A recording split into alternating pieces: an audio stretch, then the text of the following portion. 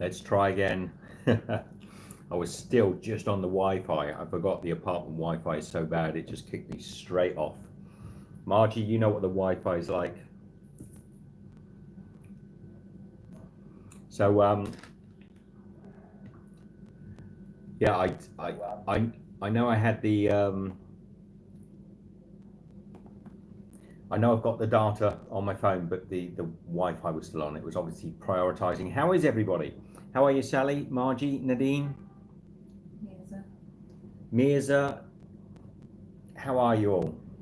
You don't have to type the hellos today, Michelle, because I can say them here. Look, this evening, I just wanted to have a chat because it's been a few days since we've had a live chat and just sort of update you on what's been going on. You're going to have to fuel me with questions today if you want me to talk at any length, because I'm not really prepared. We've had a big day today, a big day out. G'day, Paul. How are you, mate? Michelle's over there, Paul. So hi, everybody. Everyone can say hello to Michelle. We've been busy today. Well, we're busy. Not busy like somebody who's. We've been busy. No, not some. We've been busy. We have, but in our sort of way. We've been out and about. We went today and we made a vlog, which you'll see in the next few days, about our microphones. So that's a good little day out. We went through some really interesting areas. I hope the video footage comes out well. We went into a bakery. We filmed the guy in there making bread, and it's all part and parcel of a Rode microphone video that we'll be doing very shortly. G'day, Ruth. How are you? Hello to Michael. Hi, Luke. Hi, Michael. And Mikhail. Mikhail. And Arthur. Michael and Mikhail. Oh yeah. Yes. And Arthur, how are you all? So Mikhail's got a few questions. The questions are going to be good today because I'm not super well prepared for this, because we've also been out for a meal tonight with one of our neighbours, which was just fantastic. You know, to a restaurant, sat down in a restaurant eating, and I said to Michelle, I'm not filming it because it's just, and it was just nice to kick back and do something very, very normal. Just sit, and we had like Turkish style kebabs, meat, skewered beef and chicken, and a beautiful salad the guy prepared. And we'll definitely be going back to this place. It's very near us. We're going to try and organise a bit of a get together. Margie, you can come as well. Margie is one of our neighbours, so we're going to go there again and try and get everybody in. Now, I've got myself one of those nice Bermonti that I really liked the last time. This is that cloudy sort of beer that's made here in Istanbul. So I'm going to give this a try tonight again. Not really a try. I've had it once before. And my neighbour here, Serkan, if he comes in, if he can behave himself, he recommends this one as well, although I think he's got a bias to our Turkish drink. So this is the one, if you remember last time, it was a bit cloudy, a little bit, but quite nice, not hopsy, but let me remind myself. Yeah, almost that homebrew sort of taste from days gone past. So I'm going to sit and have a beer and a chat with you all. Michael says, great to be alive. Absolutely. Great to be live or to be alive? Alive. It's always great to be live. We say you wake up in the morning, my mate used to say in Australia, 2 feet and a heartbeat. That's all you need. That's all you need. Hi to Rena and hi to Cheers, Diablo Paul. Mom. Hi Diablo Mom. Hi Rena. Is that our Rena or a different Rena? I think that's our Rena. So Luke Stevens says, when can Americans get back in? I assume he means to Turkey. Back in where? I assume he means to Turkey. Are you talking about Turkey? Because at the moment the borders are closed, but I think they're opening up by the 1st of July to many. Although, to be honest, when I saw a list 2 days ago, it was saying that America, the borders with America, the USA, are not opening up till sometime in September. But it will not be the case. It'll be earlier than that. Certainly, as flights are concerned, Many countries are opening up the end of this month, and that's the way sort of Michelle and I are kind of stuck as to what to do. There's a few things we'll talk about it in a moment and explain to you what the dilemma is. So I keep looking over to the left because I can see your comments all flying up there as well. So Mikhail said, are you planning to do any new cooking videos whilst you're in Istanbul? Not particularly. We don't really do the cooking videos anymore while we're traveling because of the complications and the hard it's not so easy for us to do, and we did it for 2 years with you guys, you know, traveling around cooking. We will be sharing more food videos with you for sure, and if I get the opportunity to, but I will not go out of my way at the moment to cook. When I get back into cooking in the kitchen, you'll know about it, because it will be very much about series and about the passions of what we do. It won't be just incidental cooking. It'll be much more educational and passionate. So just when that happens, it'll happen. But there's nothing on the horizon that we've got planned. So Rena said, it's me, I'm on the computer today, so no emojis, no sunflower. That's why we didn't recognise it. Now, little thing for Rena, and for a lot of you that are out there, and you can try this. Excuse me. You're eating. I'm eating little chocolate. You know what I'm eating? Those little chocolate covered chickpeas.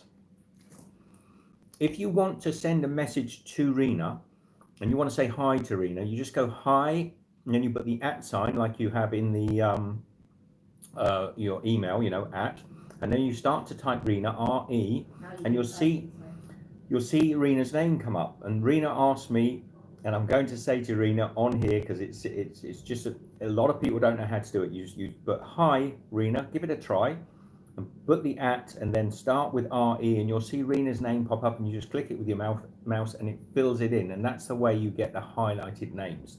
So if you'd like to say hi to Rena, and if Rena wants to test it and say hello to anyone else, you're welcome to. And if you already knew it, have a go anyway. Hit the thumbs up, say hi to Rena. So Bahram Jan said, are you planning to go to other parts of Turkey? That's it, Michael. So yes, you can put hey, hi, @ Rena. Come on, I want more of you to do it. Don't be lazy. What was that question there, Michelle? So I've got to go back up again. Just the are you planning to go to other parts of Turkey? We planned to come to Turkey and go to Cappadocia and all different parts. There you go. And somebody's got hi Raina. Is there a Raina in here? You just let it finish. That's it. Let it finish out for you. So you'll get a little block come up with Rena's name, and you select it. You don't have to type the whole thing. Usually just the first 2 letters and something will pop up. Look, when we left India, we planned to come to Turkey and explore Turkey. We had a visa for 3 months. It cost us about $100 for the visa. And Jasper, good, hey Rena. So we thought, well, it's a good investment. In a visa, we can explore around Turkey. It's a beautiful country. And yes, and you can do that as well, Paul. You can put 2 names in.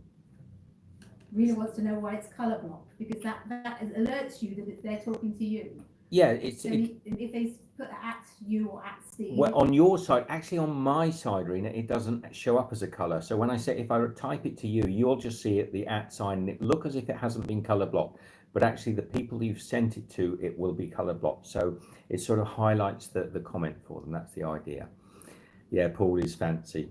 So we plan to come here, and we plan to spend 3 months or so in Turkey. Little did we know.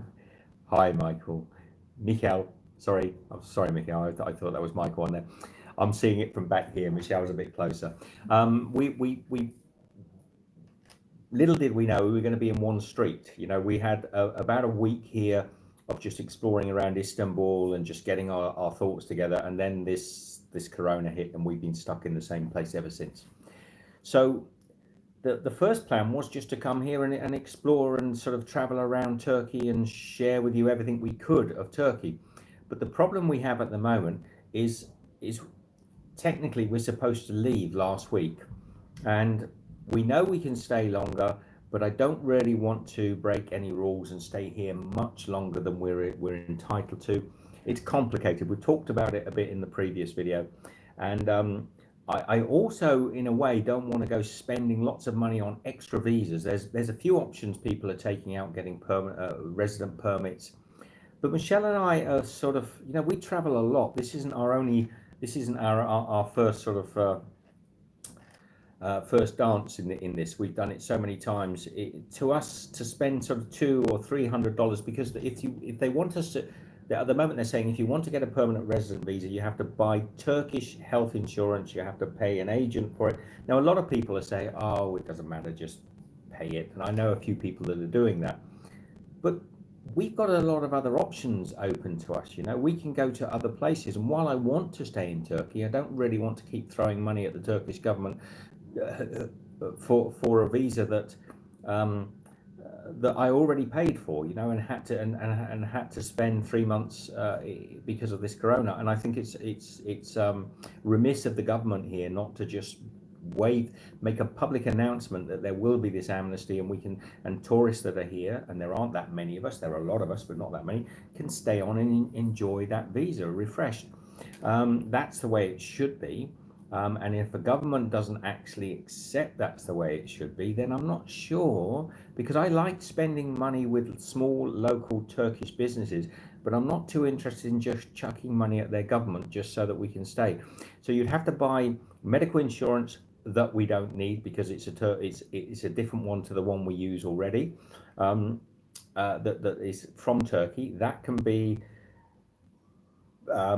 because of the age, Michelle and I, it can be quite expensive, the medical insurance they're trying to sell here. Then there's possibly agency fees, then there's fees on top. It could end up $300 or $500 just to get a visa to stay here.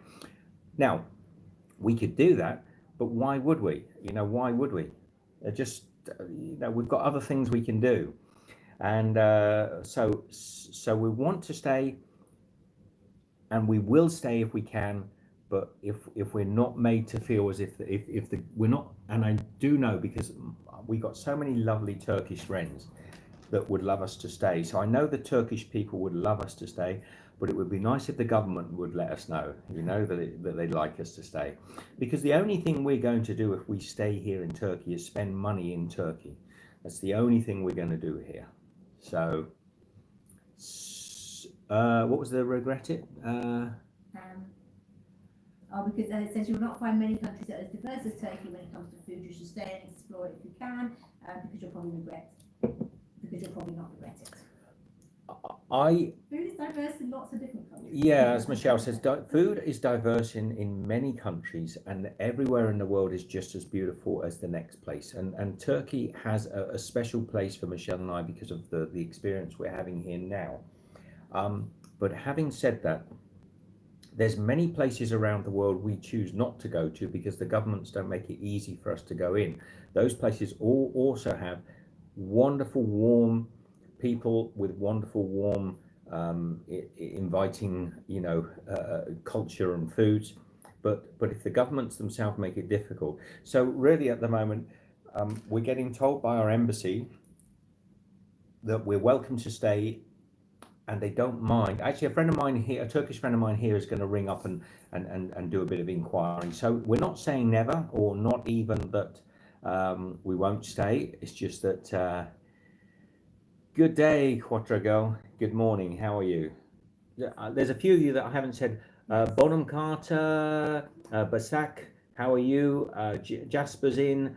Mona's in. Mona is in. I just saw Mona there. Luke. Igrata says, I want to go to Turkey, Istanbul. It's my favourite place. How's the situation now there? Is it good to tourism? Well, as I said to you in previous videos, I said to people, this is a brilliant place to come. Highly recommend it. It's a lovely place. It's opening up. They would love tourists to come here again, but I think you're probably going to have to wait until the 15th of this month to the beginning of July before it will be easy enough for you to access.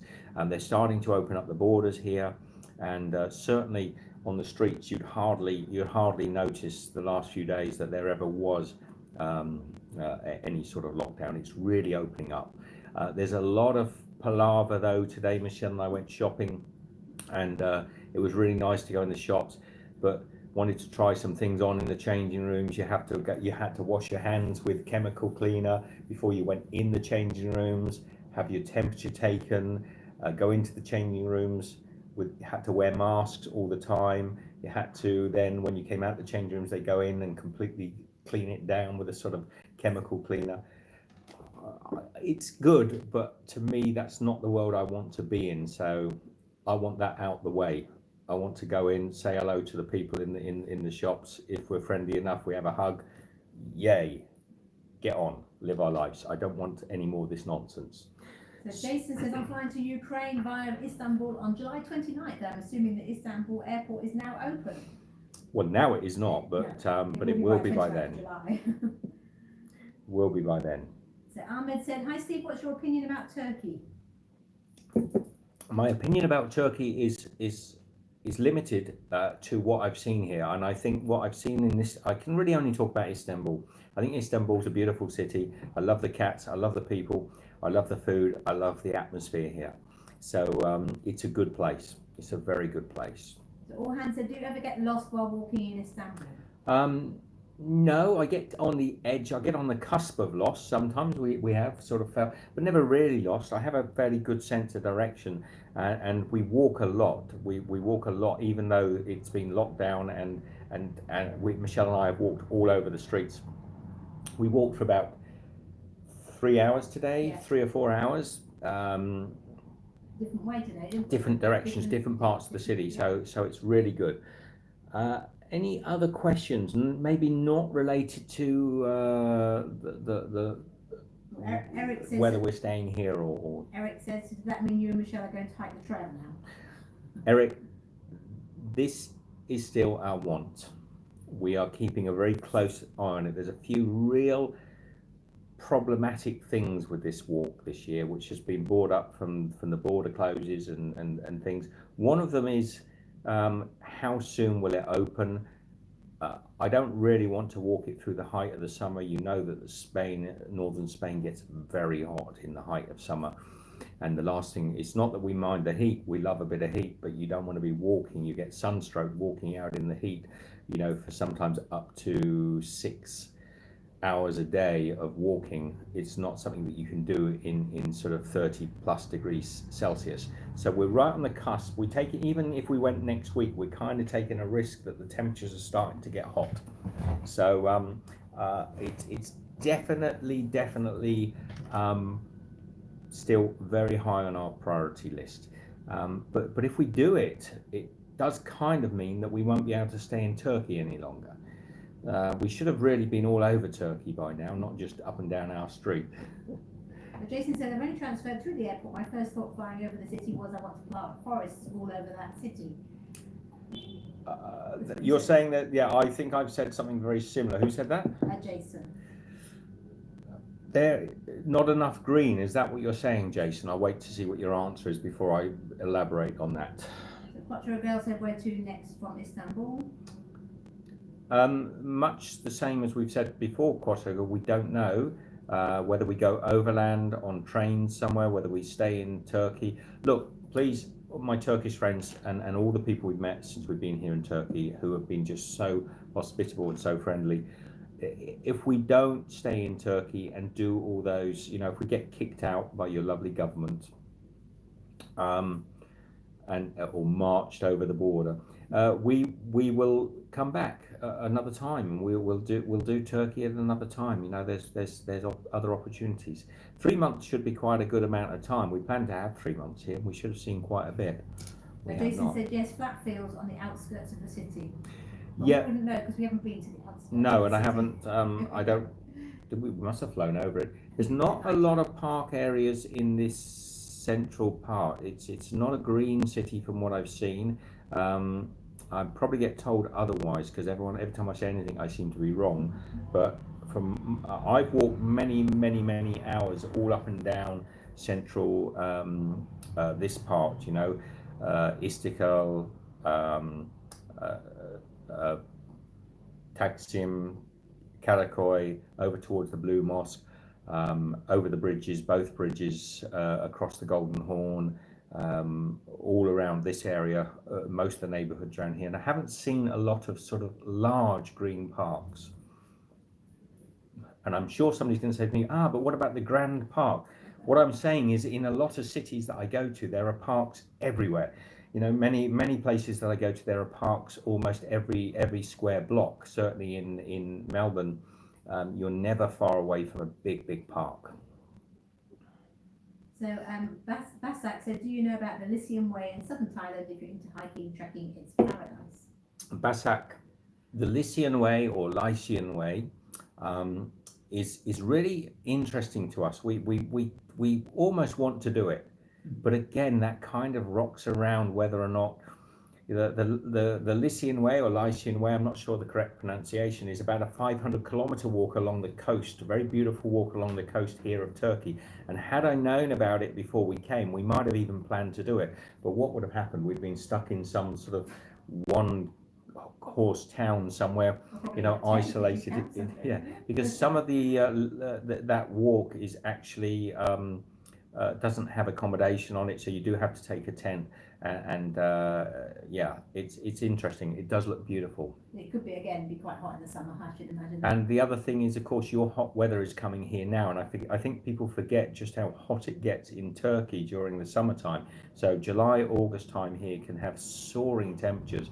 I don't think it's the best time of year to be doing that walk, from what I understand. So Nadim says Yildiz Park by Bestikas is nice. Yeah, this is what I'm saying. If I say there aren't many parks here, I'm sure I'm going to get told that there are loads and loads of parks. But I can tell you from my experience, I'm a walker. Doesn't matter what city I go to, whether I've been in Mexico City in Mexico or Los Angeles or whether we've been in Philadelphia or anywhere in the world, I walk like crazy around the cities, and this has not got a lot of green spots. Having said that, it's still got a lot of beauty in it. It just doesn't have any big parks near us. So yes, he said Turkey had its largest ever civil uprising in 2013, which started by people rioting against the demolition of Gezi Park in Taksim, the last remaining green area in the centre of the city. Good reason to fight, to keep your green areas. I mean, this is one of the things I think that we've been long fed up with the destruction of nature in Turkey, especially in Istanbul. Well, that makes sense to me. I can understand that. Then, if people have been fighting for those rights, it's a great shame that a city breathes through its parks. You know, all the big famous cities around the world, from Central Park in New York City, from Hyde Park, and well, actually, London has got possibly hundreds, if not thousands, of big parks. Certainly in Sydney, we have parks all over. In Canberra, there are parks all over. In Perth, I mean, there is no big city in Australia that isn't chock-a-block with green. And I'm not talking about parks where you can kick a ball from one end to the other. I'm talking about parks that you could take sort of 20 minutes to run across, 30 minutes, an hour sometimes, just to jog across. So, and we have many of these parks. I haven't seen them here. That doesn't detract from the fact this is a beautiful city, and it doesn't feel particularly polluted but the density of population here is really, it's a high density city. There's a lot of comments coming up, guys, and I hope Michelle's getting them. I am. Rena says, on some of the recent vlogs, I've noticed a small difference on people you've come across as you end things that would normally would be with a shake of hands or pat on the shoulder or small hug. It seems there's a subtle difference of distance happening. Am I seeing that right? No, you are seeing that right, and there is very little. Ahmed, how are you? Ahmed is in. Ahmed, Yusuf, in Turkey and other countries. You will see that, and 2 or 3 times this week I have shook hands with people. I don't think I've hugged anybody, but I've shook hands with people, and I know I'm doing it. I go big handshake, and I look at them, and I know that they're thinking, "Oh, we haven't done that for a long time." They're not worried. But no one's refusing it. Nobody's refusing it. Everybody's sort of, and it'll come back. But there is still a lot of people just knocking elbows together. I feel like we're in the hood, man. We're sort of like down with the sort of rappers in the hood, all sort of like elbow thumping. No, I want to shake hands proper.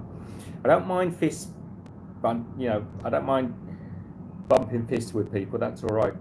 But some of this sort of like mwah, mwah, sort of 30 foot away.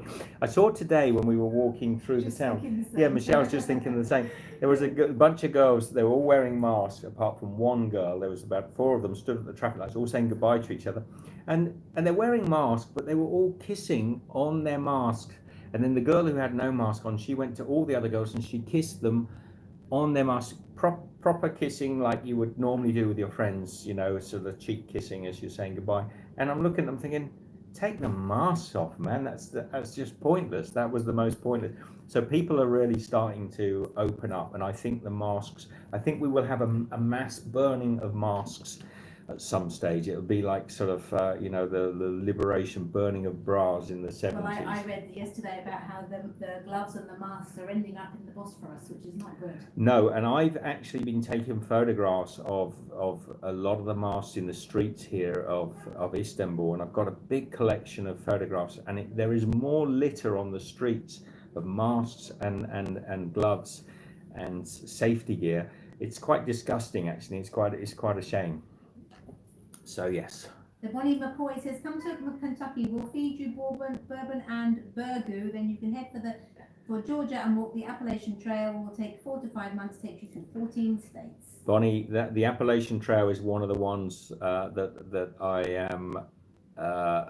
I would like to do. There's many walks in the US that I think Michelle and I would like to do. We'd have to sort out visas for that because they only let us there for 3 months. Yeah, we'd have to sort out visas. There's shorter sections to the Appalachian Trail. I always remember Bill Bryson's book was A Walk in the Wild or something, A Walk in the Woods. That was that was the Appalachian Trail. Excuse me if I pronounce it wrong. We're also quite keen to walk some places in Japan. When we were there in Japan, there were some beautiful walks there. They would be fantastic to walk. Maybe some walks in New Zealand. Let's see how things pan out. At least now, if I were to show you out in the streets here, you can see that people are out there, but it doesn't matter. We're back to normal. Whoops, I don't know if you can see.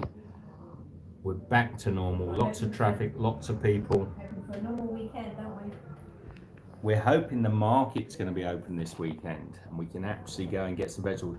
We've made a couple of good vlogs. I've got to edit them out and about. The thumbnail of this one was actually the mackerel that I bought. We had mackerel sandwiches yesterday. Delicious. Fish by the Golden Horn down at the Galata Bridge in Istiklal. In Karakoy. So Basker saying there's some nice little neighbourhoods along the Bosphorus. Then he's listing them all, and you can also take a ferry to Princess Island for some nice seat-and forest there. It's a must-see. Takes only an hour. I think that's where our neighbour went to one of the islands today, didn't she? Yes, one of our neighbours has gone there today. We will try and do some stuff before we leave if we can. But we'll see. It's remarkably short time before we could technically be shoved out of here, and it's a little bit disconcerting, to be honest, because to know that we'll be back on the road again when we've kind of lost our rhythm a little bit, it's going to be hard to get back on the road.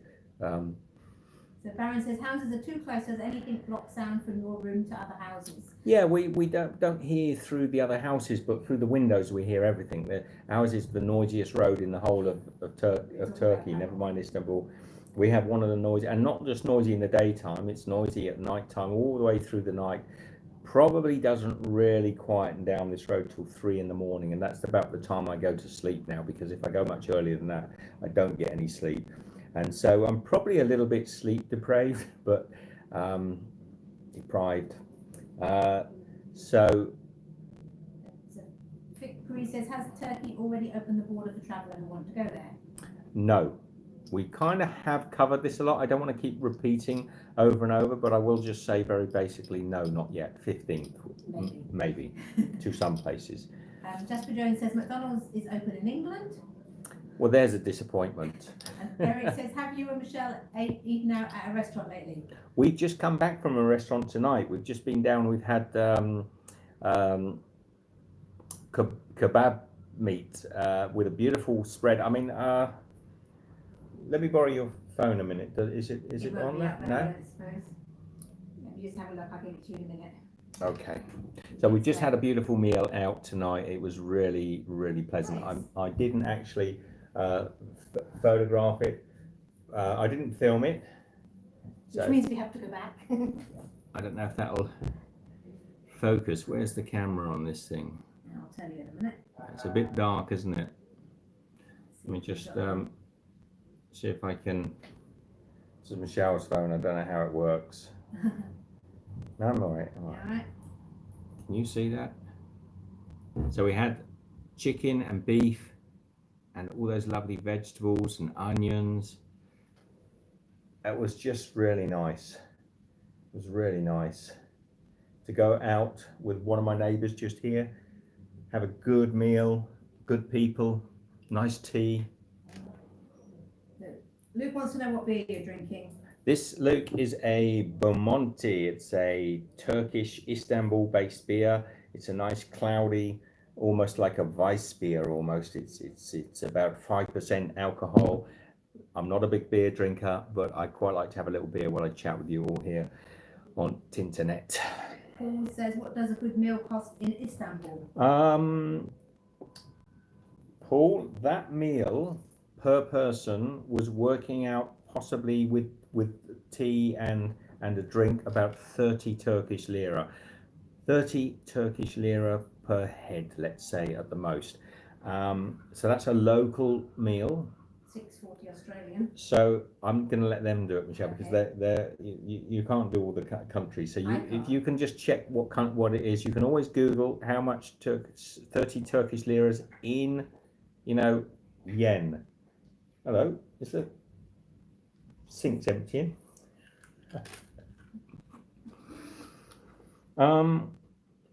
So what is that? I think that's quite reasonable, isn't it? Very reasonable.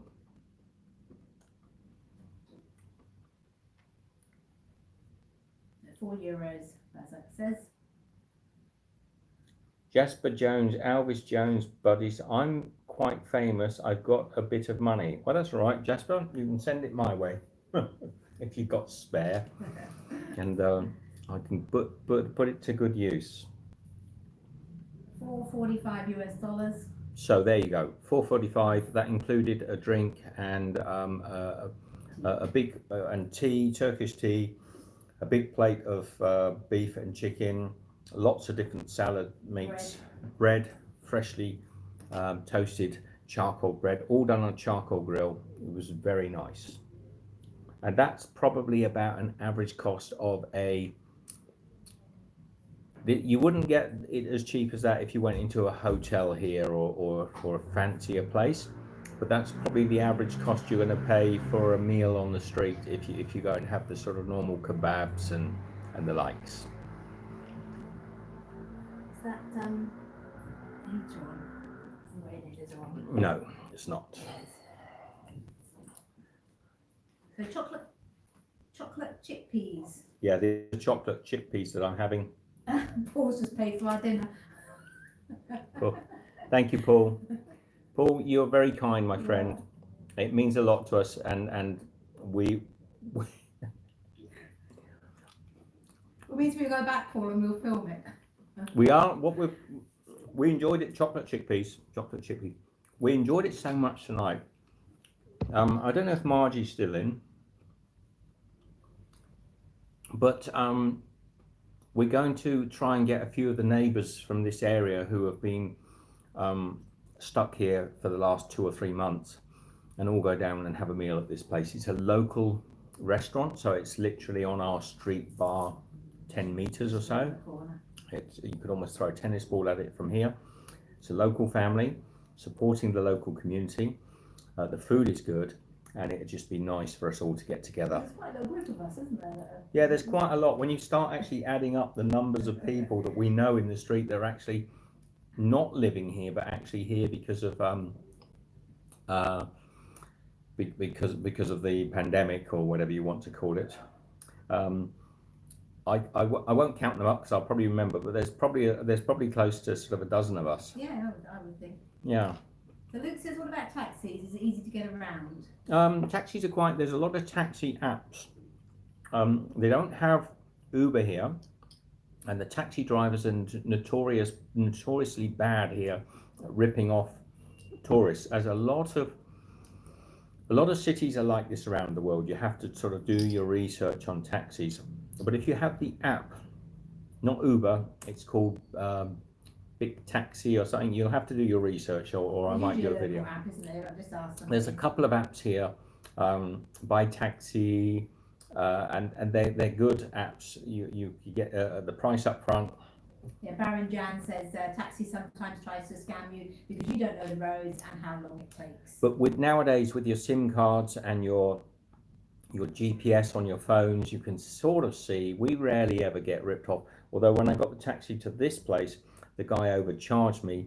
He took a tip without me offering him a tip, basically. But it was literally, we're talking cents. It was a tiny amount.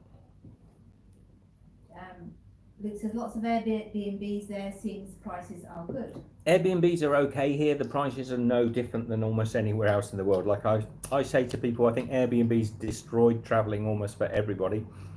People always question me, why do you think that? Because before we had Airbnb as an app, countries were so varied in the costs that you could go and stay in a place. Maybe a country like this might cost, $10 a night, and another country might be $50 a night or $100 a night.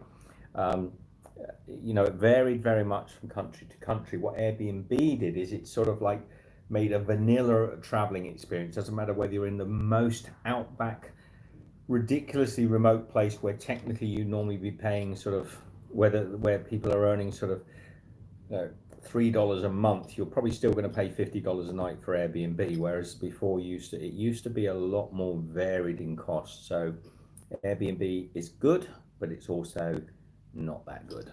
And there's a lot here. The prices here are fine, but they're no different here than they are in Sydney. They're no different here than they are in most parts of the world. So Luke is asking about Grab taxi. I don't think that's here. Grab is not here. None of the usual ones that you will have heard of operate here because the Turkish government have banned them all. So the only taxi apps that really function here are Turkish taxi apps. You'll also find companies like Booking.com are banned from operating, so they're blocked by the internet service providers. You can book when you're outside. You can book to come here, but as soon as you get off the plane and try to go onto it, you'll find you can't get onto Booking.com to check anything because it's blocked. So you need a VPN, a virtual private network, to actually access them when you're here. So Mona says that one taxi driver in India you had was terrible. That guy was a nightmare. We've had a few in India that were nightmares. We've had some pretty awful taxi experiences, but none of them that bad. I mean, in India we quite had drivers that you would have that had you sort of like clutching the side of the seat, but I tend to tell them off pretty quickly. But it's like you tell them off once, they stop driving badly for sort of 10 minutes, and you've got to tell them off, and eventually you just feel like jumping in the driver's seat and driving yourself, because some countries they drive quite badly. But the one thing I would say with that is quite often, and it's probably not a good argument to be honest, but quite often the taxi drivers in these countries know their roads better than we do, so it can feel a bit more dangerous than perhaps it is. So Baron Jones says, what's the most difficult part of living in Turkey? No, I don't know. I don't see any great difficulties in living in Turkey. There's everything here. It's a modern city with all the modern facilities. I wish perhaps that their water was drinkable from the taps. They seem to insist that we drink bottled water, and I like countries where the water's clean enough to drink. That's actually there's not many countries in the world have that luxury. That's probably not that fair. Do you carry copies of your passport? You carry a copy of your passport when out? You really shouldn't carry copies of or you could take copies of your passport, but you really shouldn't carry your passport with you in most scenarios, because if you lose that, you should leave them somewhere secure, and you should know that it's secure. If you have a safe in your hotel room, or you have somewhere safe to put them, you really shouldn't be taking passports out with you, because though it happens rarely, there are the opportunities you might lose something off your person when you're traveling, and the last thing you really want to do is lose your passports. That will be a nightmare. There are some countries where they say you should carry them, but when you look further into the realities of that, it's not actually true. They're just wide tales that go around that Well, they start. say that you should carry them here in Turkey, and we wouldn't have done particularly, but we did with the lockdown because they were checking. Generally, where they say you should carry your passport out with you, they mean identity. So you can quite often carry your driver's license if it has an address and a photograph and your date of birth on it. They don't mean your passport, they often mean identity. So you can quite often carry things that have identity on them. My Nadine said I took a photo of my passport on my mobile phone and kept that with me last year in Istanbul. Very good idea, Nadim, and that's actually what I do. So yes, you've made a tip that I almost forgot about, because we always have a copy of the passports on our phone, and it's at the very worst case scenario, you could print that off if you were pushed up against it. I've never been asked. No. I've never been asked for my passport in 5 years of travelling. No. Only when you check into a hotel? Not in any country I've been to. Yeah, when you check into hotels, they're often asked for your passport. I've never been asked for my passport in any country, and we've been to dozens upon dozens of countries. So, who was that? Barrington, have you ever got scammed in Turkey? No, no. There are a lot of scams here in Turkey, but I'm pretty scam proof. I think I would be very difficult to scam. That's true. Michelle says that's true. It's true. There are people that welcome scams, and there are people that rarely get scammed. And I'm not being sort of,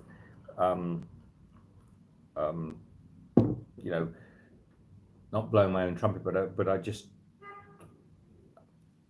I actually haven't been scammed yet in 5 years. No. So touch wood. And it's not for the want. There are a lot of scams around, but you do have to be very aware. You do have to be very aware of your environment that you're in, and sort of box clever, I guess. Luke says, is the Turkish food spicy? I'm not good with the spicy stuff. Not particularly. There is spicy food if you go looking for it, but generally the Turkish food is more flavors than spices. And when we talk about spices, you see, there are a lot of spices that have no heat, and I think you're probably talking about heat, are you? Chili, hot spices. You have to remember, I know a lot of people talk about spices. There are a lot of spices that are sweet. Cinnamon is a spice, cardamom is a spice.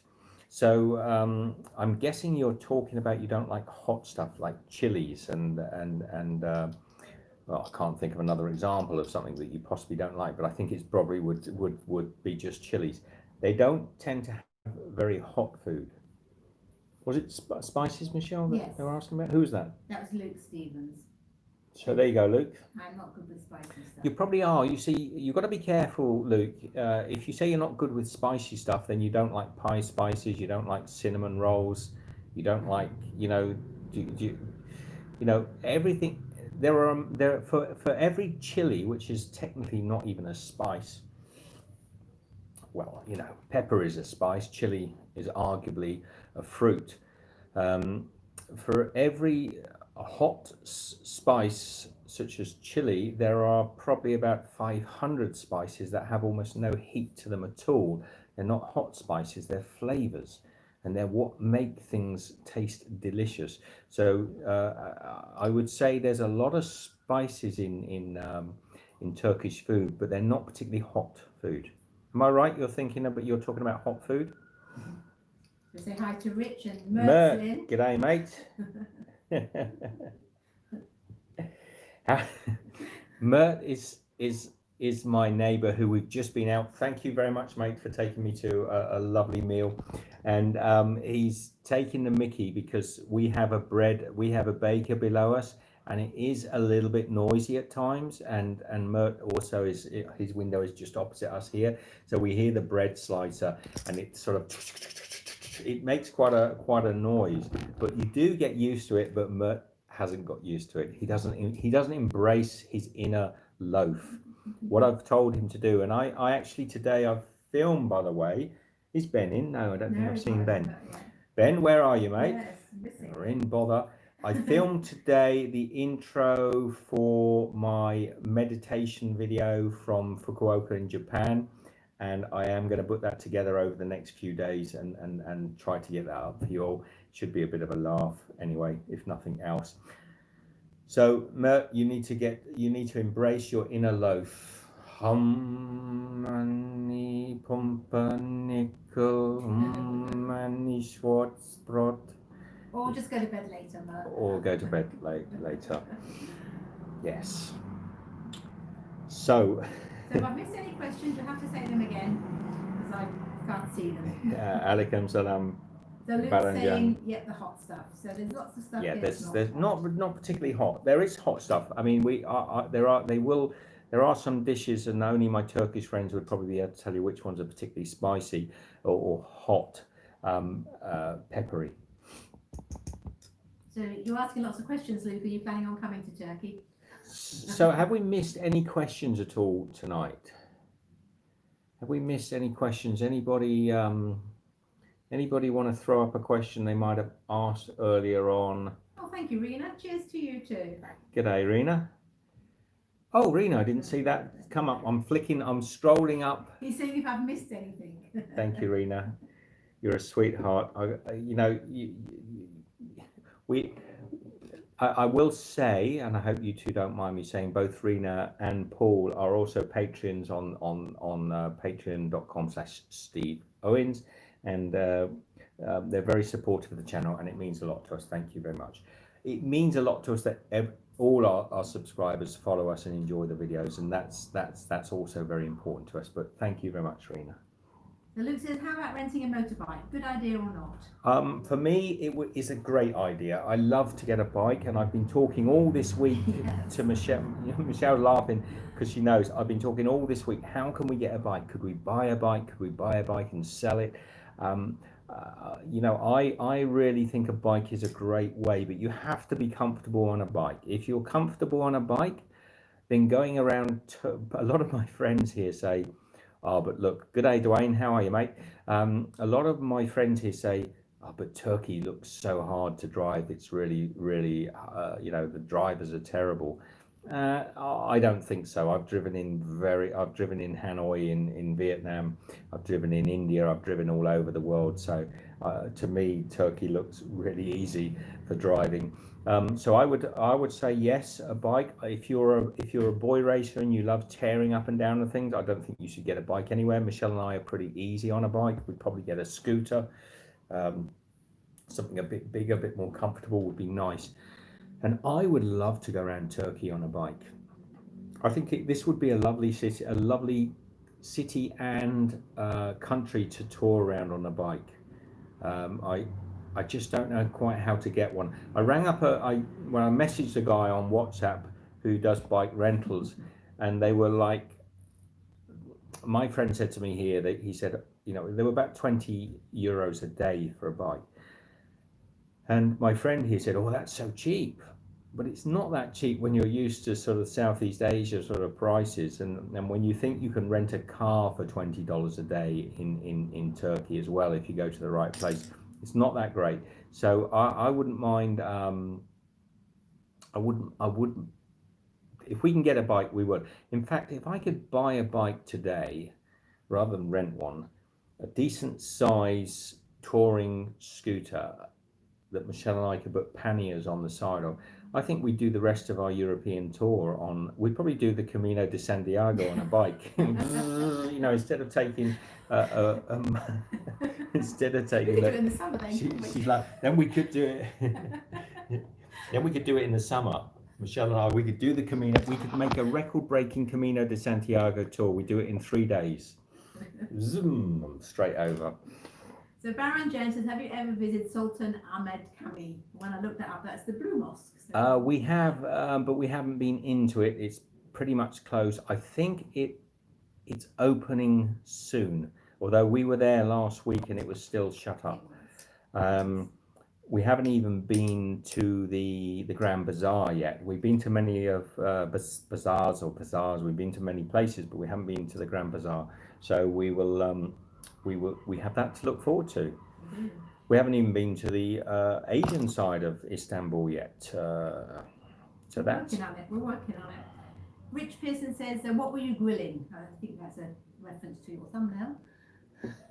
On that video you'll see on the next video that I edit, which I'm working on at the moment, that is down at the waterfront here, and the guy was grilling mackerel fish, and I love the fish they sell on the waterfront here. It's really meaty. It's got, and somebody said to me, is it fishy tasting? Yes, it is. Of course it is. It's fish. They said, and you know when somebody says to you, is it fishy tasting, they don't like the taste of fish. That's nobody who likes the taste of fish even uses that terminology. Is it fishy tasting? As soon as yes, it's fish. So we went down and had our first mackerel on the seafront yesterday. It was delicious. They do it in a flatbread, wrapped flatbread. Or they do it in like a big sub sandwich, which I also quite like. But that was nice. So that's what the thumbnail is. So Bonnie says, was it Turkey where you vlogged showing the guys renting scooters using an app, or was it another country? That was, you're talking about the pedal scooters, the electric pedal scooters. Not pedal scooters, scooters. A push, yeah, scooters. That was here. That was just last week or the week before. Yeah. That was here in Istanbul.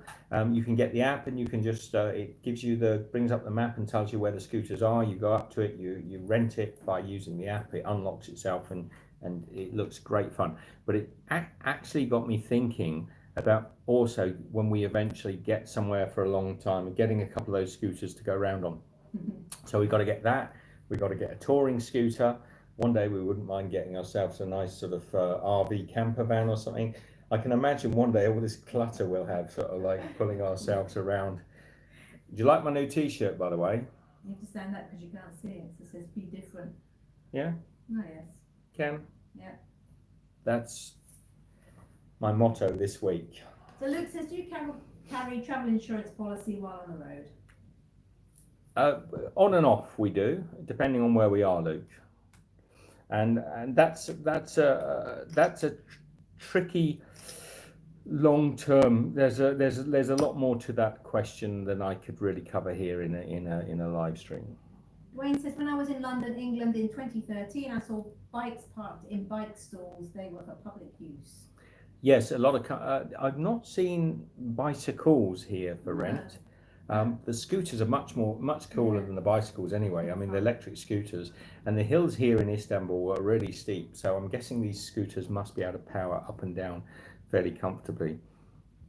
Daniel A says, our Turkish olive oil has run out. Do bring me 5 litres of olive oil. Turkish olive oil is the best. No problem. I'll stick that in my suitcase. Anyone else need 5 litres of olive oil while we're travelling? You want to? Paul Webber says, I have a charcoal grill with a removable cover. Do you recommend grilling with the cover on or off? With a barbecue grill, I assume they're talking about. So yeah, but I'm not sure I understand the question. Well, put the lid down. Is it a Weber? Well, no, but I assume that's what he means. It's a barbecue, as we would say, or a charcoal grill. You got a Barbie. He has a charcoal grill with a removable cover. We would say a Barbie with a lid. You've got a Barbie with a lid, Paul. Am I right? We'll see if he answers. Paul, you've got to learn to speak, man. You've got a Barbie and it's got a lid on it. Skid lid over the top. Do you put the lid down, lid up or lid down? Paul, it's a conundrum. You see, there are some things that you just cannot really cook I should probably wait. Sorry, I'm just going to jump in there because Rena says, Paul, forgive me, but with a last name like yours, you should be telling us. Very good, Rena. Rena. Yes, Barbie with a lid, he says. Barbie with a lid. Next to the fair dinkum room. That's right, mate. Now, if you're putting snags on there, it depends whether you're going for snags or you're putting on a shrimp. Because if you're putting shrimp on, you tend to be cooking your shrimp pretty quickly, and putting a lid on tends to trap the heat in and overcook the shrimp. If you're putting snags on, then you can actually, you can definitely put the lid down, because an all overheating, if it's a Weber, by the way, Paul, which are notoriously popular barbecue for actually, they recommend putting the lid down, you're creating an oven. So if I was doing bacon on a barbecue, I wouldn't put the lid on because I want to cook it really quick. If I was doing a steak on the barbecue, I probably wouldn't put the lid on, because the lid down, because there's a tendency to overcook the meat. I prefer open. That's for me, Paul. I prefer open. I prefer charcoal or wood, and I prefer open. There are times when down is good. If you're doing wings, for example, chicken wings, then you can create like a vortex of heat around the chicken wings, which cooks it better.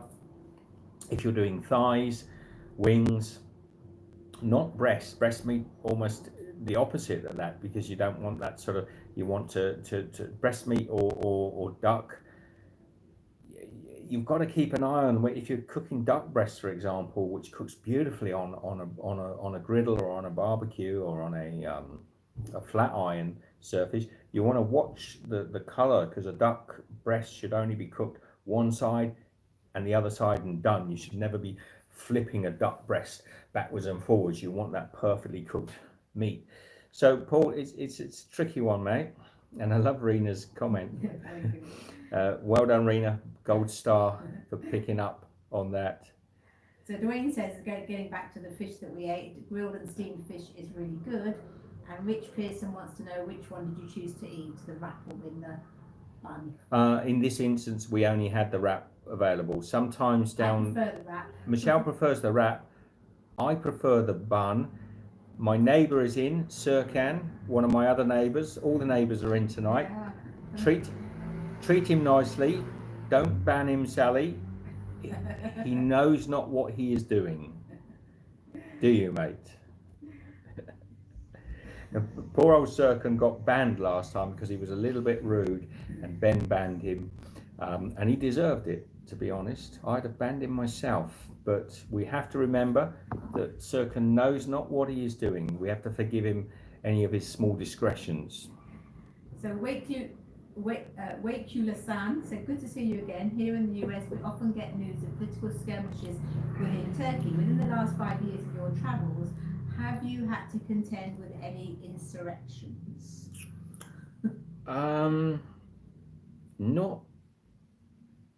Not really, no. I'd say the only time we saw anything was in Mexico. Mexico, we've seen, they're not. But really, they weren't affecting they're us. more protests. It was a protest. There was some protesting in parts of Mexico. We also had a period in Mexico where we were traveling in a bus over the mountains, and we'd been told, at the time there'd been a couple of Australian boys that year who got killed in Mexico, after our friends had told us we shouldn't go to Mexico, it's so dangerous, which I totally disagree with, by the way. I think Mexico's a very safe place to go, despite the fact that there are parts of Mexico where you should not go. We did have a point, there was a lot of talk of bandits in the mountains in Mexico, and we were traveling over the mountains in a bus. And I was quite sick at the time. I think I had a touch of corona. And was it corona, Michelle?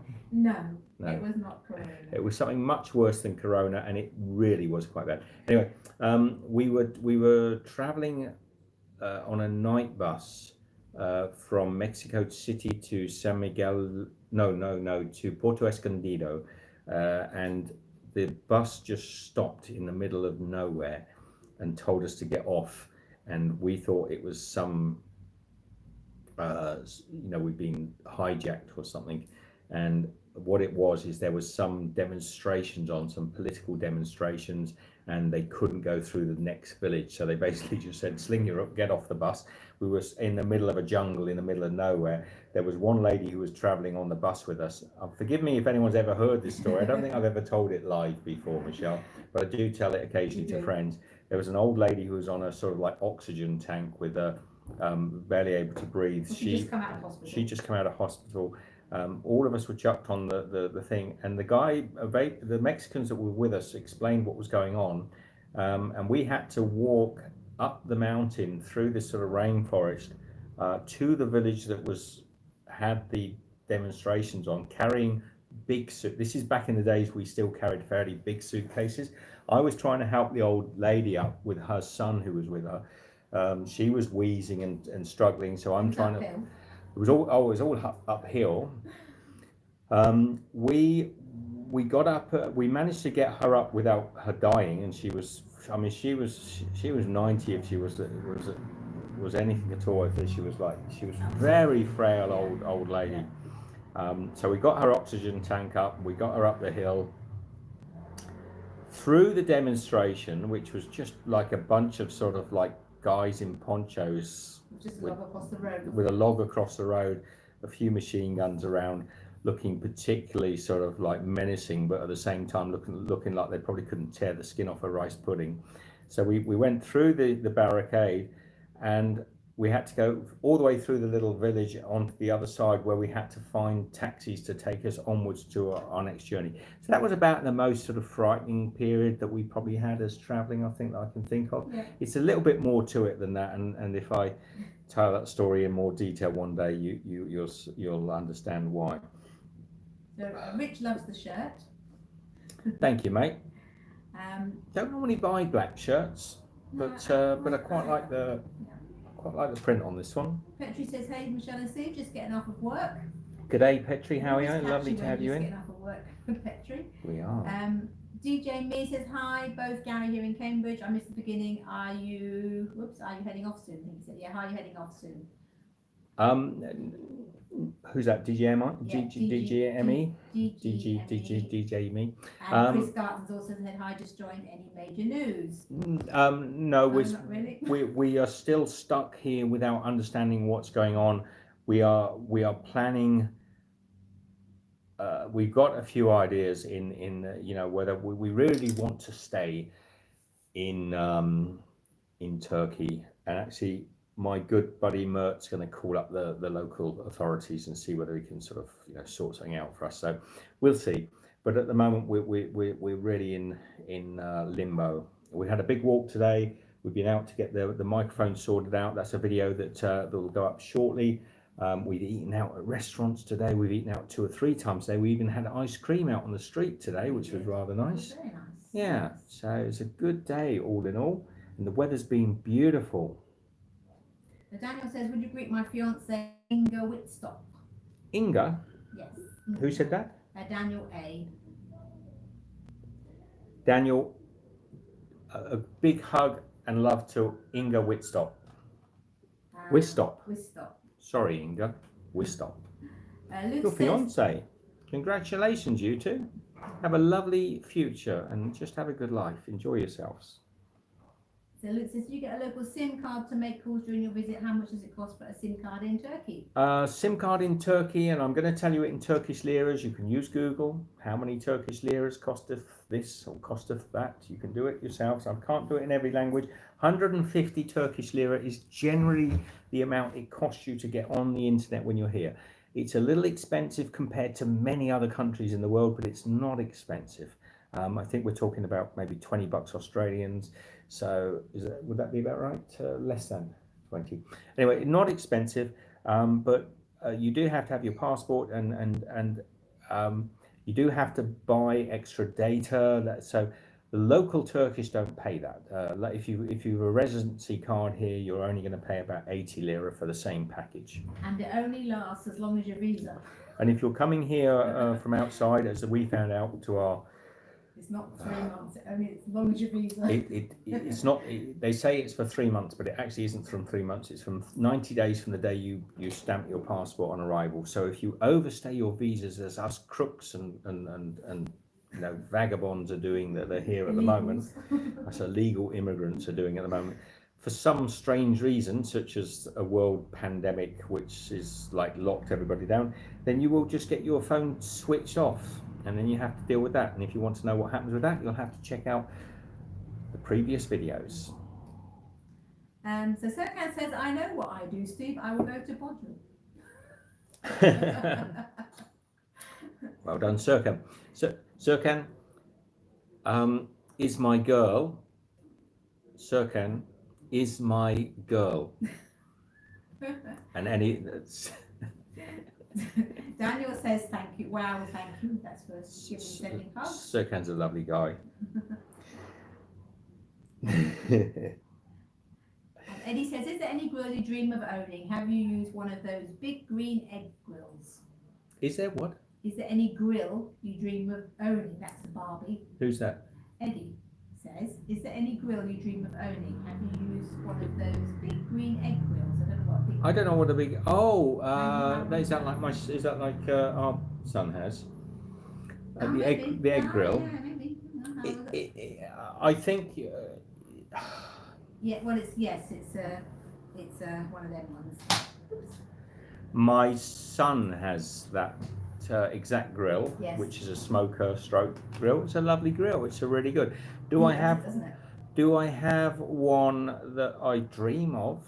In Australia, we have so many great barbecues. I really like to cook on wood and coke if I can. So I don't really mind. I actually really like cooking out in the wild. So when we were traveling around Australia, put the Australian series up. I'm going to put a link now to the Australian series so you can have a look and you can watch us hopefully baking bread in a Dutch oven out in the outback in Australia. That's the way I like to cook. I mean, I've said to people before, it's not about the fanciest restaurants. It's about the smallest restaurants that create the most passionate foods. And grilling also, to me, is all about, I've got the boy inside me loves to sort of like put some rocks down and an old piece of iron across it, put some logs underneath it and set a light to it, and then when they get down to their embers, you can cook on it. So an open fire. But the egg, the green egg, as you called it, I didn't know it was called a green egg, but that egg barbecue, it's a very good barbecue. We've had many barbecues over the years. We've had anything from sort of the big old gas barbecues to the Weber barbecues, which I kind of like, but I find Weber's are a little bit, sorry, not yourself, Paul, but I find Weber barbecues can be a little bit too clean, too sterile cooking experience. They do cook very well, mind you. Petri says, I have a real 9-to-5 job now, so I get off a little bit later. Oh, well done, Petri. Rena said, did you get to go to the dentist? Rena, I did get to go to the dentist, and I've made videos about it. And Rena, I'm going to save it until well after the lockdown and everything's cleared up, because it's a fascinating story, dentistry here in Istanbul. And for those of you that don't know, and something I never knew at all, that Istanbul is famous for medical tourism. So when we first arrived here, we walked down the streets and there were lots of people with sort of like great big sort of bandages over their noses, and a lot of guys that had these great, what looked like towels wrapped around their heads. And the two most popular things people seem to come here for is hair transplants and nose jobs. So don't be surprised if I leave Istanbul with a full-on afro and a tiny little, I don't know, what nose should I go for? It's not going to happen. I don't care that much about that sort of stuff. But it's apparently a very, very, very popular place for surgery of almost every sort. but I didn't know that at all. And the dentistry here is very good, and I've documented it all, but I'll pick my moment for when I want to let people know about that. So Luke asks, Steve, how many countries have you been to so far? What country is at the top of your list to visit one day? I don't know. We don't do that counting of countries. We've been to a lot. We should count them, I suppose. But I know a lot of places. A lot of people do this sort of, I've been to 100 countries around the world. But I think if you only go to a country for a day or two, that is not going to a country, in my opinion. So I only really count countries I've been to for at least a few months. Maybe Michelle and I like to go for I think we're up to about for 4 years. Yeah. You think Michelle thinks we're probably about 45, 50 or so, I think she said at one time, but I haven't looked at her list. And I may have been to some more countries than she has on there. But we only really tend to count countries that we've really been to. And I know it's quite popular on YouTube at the moment. There's a lot of people sort of doing the 100 country. I know I've been to 100 countries, but they frequently just go to they'll come to Turkey for a day or 2 days or a long weekend. You don't really get to experience a country in a short time like that. So I don't count those as proper visits for myself. And I'm just talking for myself, because I don't think you've really had a fully understanding of a country unless you've been there for at least a few weeks. The Paul says, have roos ever caused you problems in Australia? I hear they can be mischievous. No, I love roos. I know that I love roos, Paul. They're one of my favourite animals. You've got to be careful driving at night, because they always warn you when you're driving outback Australia that if you hit a kangaroo, accelerate, don't brake. It's one of the things we're always told, accelerate, don't brake, because if you brake, if you accelerate, the roo will go over the top of the car. If you brake, sometimes they'll come in through the windscreen, and they can be vicious. I mean, they're strong animals, and they've been known to sort of cause a lot of damage in the cabs. You shouldn't drive in Australia at dusk. There are times of days when you shouldn't be driving. There's just too much risk. But no, roos generally, mate, they're just big, docile, lovely animals. I like them. I mean, they don't tend to hang around when you get close to them. Now, I could tell you about the drop bears. They're another thing altogether, but that's something we only say for our people actually touring in Australia. So Rich Pearson says that do the restaurants do lamb or beef? And Wakeless Sam said, just like Rich, I was wondering if they eat a lot of lamb and turkey. And turkey? That's what they say, and turkey, but they're made in Turkey. They eat a lot of lamb and goat here, and beef is eaten quite a lot. Of course, very little pork is eaten here because it is predominantly a Muslim country, so pork is generally not available, although we've actually had pork here. There are pork butchers here not far from us, but they're in sort of very isolated areas where I think they're only there for more some of the Christian communities that are here, or people who like pork. Petri said the roos sound worse than the deers in the US.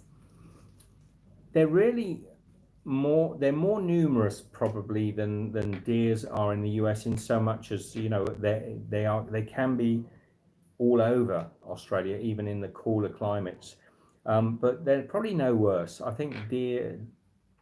Now they're probably similar, but there are probably more of them. And deer, I know deer from where I've driven all over the US. We've driven from Key West all the way up to New York City, and we've been pretty much through the central states, Grey Line through the central, and we've been pretty much from San Diego all the way up to Portland on the other coast as well. And you don't see a lot of deer when you drive those routes. It's pretty rare, but if you did that in Australia, you would see roos. They're just everywhere. So they are like rabbits, So Miley Stokes says, what's your favourite smoothie or milkshake?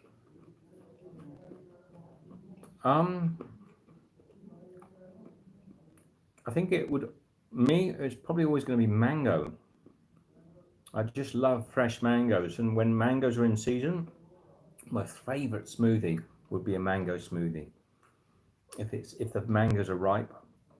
Yep, I Yeah. like mangoes, I like But- raspberry. Raspberry, Michelle likes and raspberry. I don't like raspberry. Michelle's much more tolerant of those little pips that are in raspberries. She doesn't mind them. I hate them. It's like having sand in the bottom of your drink. And so I love the flavour of raspberry, but I just can't abide those little pips. Riley says mango, good choice. Yeah, mango's one of my favourite fruits as well.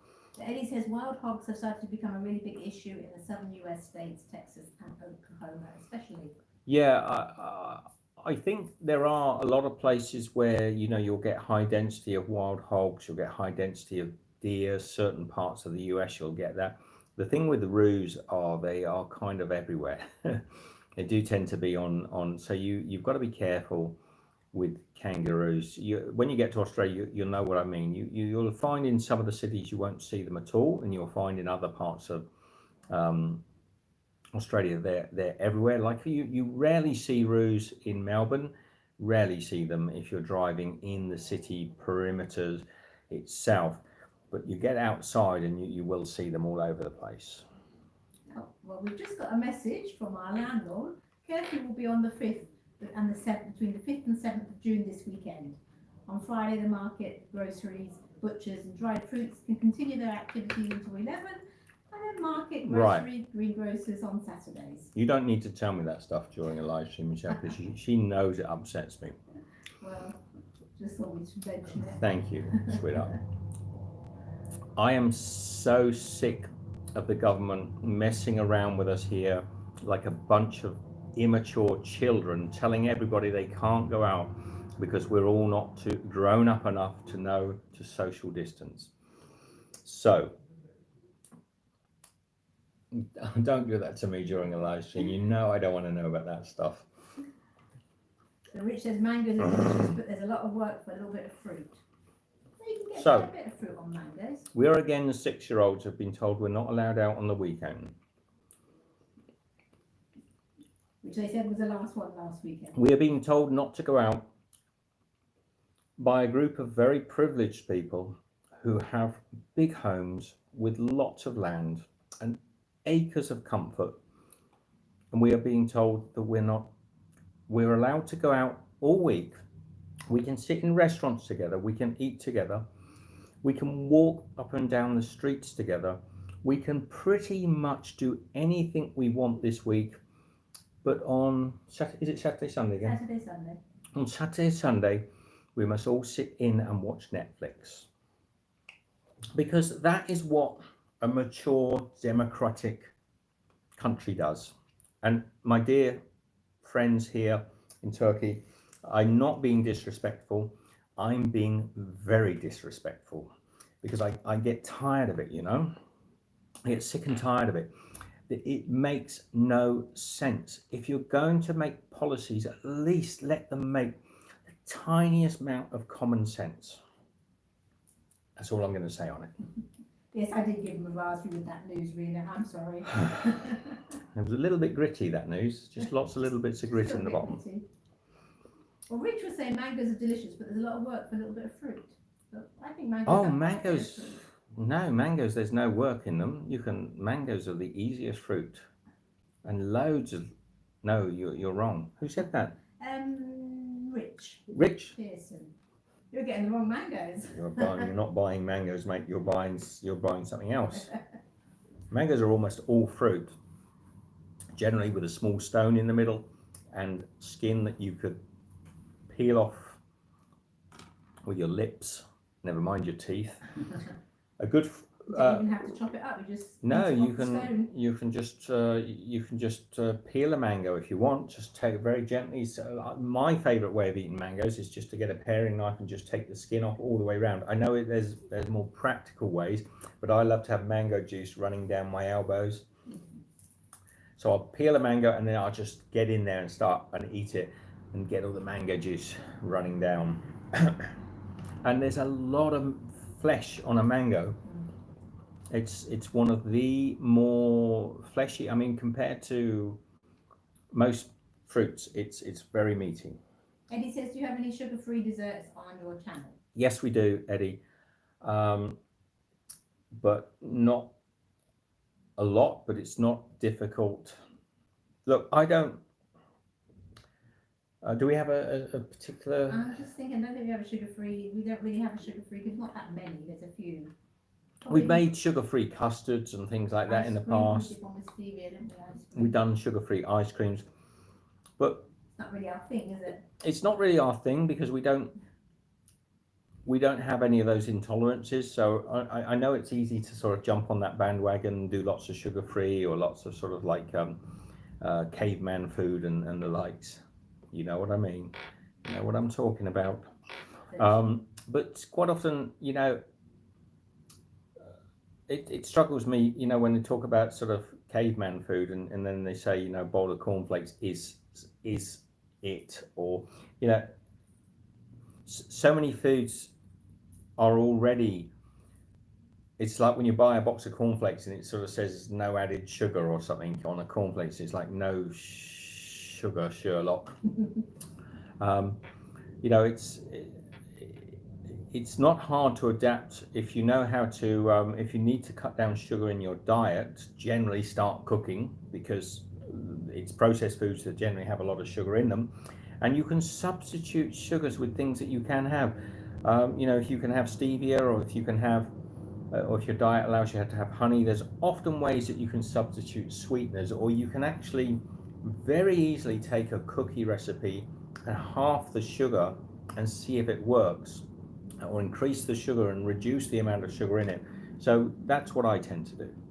So Luke says, thanks Steve, have to crash, all the best. No worries, Luke, take care, mate. I'll go on a bit longer, I think. Sean Sparks says hello, and Bruno Fletcher says hi, Steve from England. Who's in from Turkey at the moment? Anyone back still in from Turkey? So while we're waiting for that, Stephen Manga said, mangoes I have here have huge stones, do love them fresh and for chutney, but a lot of stone to flesh. And Rich says the mangoes that we have here in Florida, when I was living in Florida, have a stone the size of a small tennis ball and about a 1/4 inch of fruit all the way around. Is that like yours? Never had a mango like that. Mangoes I have generally have quite small. Now the stones are generally quite sort of small, and whether you're having Calypsos or Kensingtons, or all of the beautiful mangoes you have in Southeast Asia, particularly the ones we get in India and Thailand, don't have not particularly big stones. And when you think of a melon, for example, has a big hole in the middle full of pips, where a mango has more meat per size than most melons, and a melon is pretty meaty. So Rich Pearson says, love you guys, but I've got to go into so bye till next time. Take care, Rich. I am going to roll. Diablo Mum says, we made your egg coffee last weekend and we loved it. I want it for dessert every evening now. Egg coffee is great, and actually I used to get people come on and say, lately with that Dalgona coffee, Yeah. Dalgona. Yeah, Dalgona. A lot of people come on and sort of criticize the egg coffee because they say it's got a lot of sugar in it. It actually hasn't got much. It's probably got about 1/2 teaspoon of sugar at most. And I think the reason they criticize it is because it has sweetened condensed milk whipped into the egg to make the foam. But when you think of how much sugar is in, how much sweetened condensed milk we use, it's a very small amount. And sweetened condensed milk is not all sugar, although it has a lot of sugar in it. And the milk I use at the end to actually to colour because I like my egg coffee to have milk in it. It's not sweetened condensed milk. It's just condensed milk, unsweetened. So it's not as sweet as it looks, and it's delicious. Whereas the Dalgona coffee, or Dalgona, that thing that's come out of the Philippines, and please forgive me, I know a lot of Filipino viewers and things may think that stuff is the bee's knees, but 2 tablespoons of coffee in one drink, 2 tablespoons, and 2 tablespoons of sugar in one drink. And somebody said to me, you can reduce it by half, but then you get like a spittle of foam. It's all about the foam. Who wants 2 tablespoons of coffee in a drink? It's going to have you buzzing. 2 tablespoons of coffee, 2 tablespoons of sugar. It just sounds disgusting to me, and I would not drink it, never mind make it. Dirk's in. Dirk, how are you, mate? Stephen Louis, sorry. g'day, mate, from Plymouth. Stephen Manga said the mango stones are more disc-shaped than round shaped but big. Yes, they are. Bruno Fletcher says, have you been able to get out much during quarantine, Steve? We get out quite a bit. We haven't been able to travel much, but we get out quite a bit. And it looks like, from what Michelle just told me, we're locked in again this weekend, which makes no sense at all. I'm getting livid. You know, I'm getting to the point where I'm over this whole nonsense. And I was really, really, really looking forward to the market this weekend and getting some good fruit. So you're hearing it as I'm hearing it. I'm getting the vibes at the moment from Turkey that they basically want anyone that's staying here to sling their hooks and leave. And I know that's not the way I know some other people, YouTubers here, are saying they're going to stay on, but grow up. It's enough now. You can't, if you're going to lock down because of for any reasons whatsoever, you have to be consistent. You can't lock down on Friday afternoon between 6 and 8 and open up for the rest of the week. You can't say to everybody everything, the restaurants are open, the parks are open, and then say to them, oh, but on this weekend you've all got to stay in your houses and watch Netflix. Grow up. Grow up. Think of all those restaurants and things that have been allowed to open, got unprepared for the weekend, and now being told they can't open. I could get myself into a lot of trouble, and I would love to get in a lot of trouble, to be frank, at the moment, because the people of Turkey are the most wonderful people that I've ever met. These people out here are absolutely wonderful, but when you've got these sort of decisions being made for them, I'm surprised that they're as tolerant as they are, because I think everyone's getting just a bit sick of it. You know, they're getting a bit sick of it because nobody minds rules, okay, but they do have to make sense, don't they? They just have to make just the picoest amount of sense.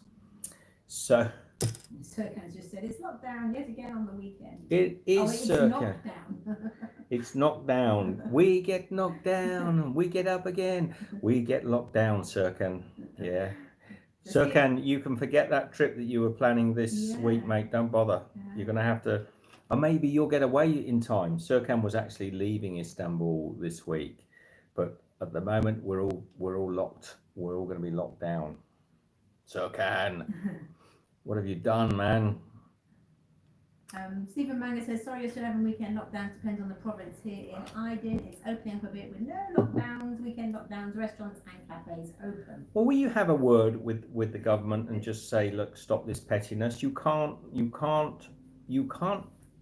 let's say we have a coronavirus epidemic, apparently we do. Let's say we do have one here in Istanbul, and I know the arguments are that we do.